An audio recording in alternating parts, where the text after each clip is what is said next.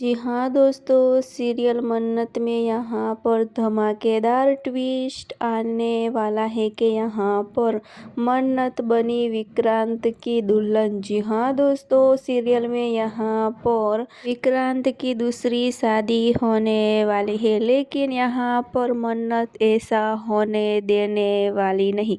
कहानी में आया ट्विस्ट धमाकेदार। जी हाँ दोस्तों, आगे ऐसा सीन देखने मिलने वाला है कि यहाँ पर तो विक्रांत बहुत मुसीबत में फंस चुका है और याद शक्ति वापस आने वाली है। जी हाँ दोस्तों, लेकिन यहाँ पर विक्रांत की बहन दुल्हन को देखकर उड़ने वाला है होश। जी हाँ दोस्तों, आगे धमाकेदार ट्विस्ट आने वाला है। आगे देखने के लिए जुड़े रहिए, सब्सक्राइब और कमेंट करके हमें ज़रूर बताना। फिलहाल लिए बस इतना।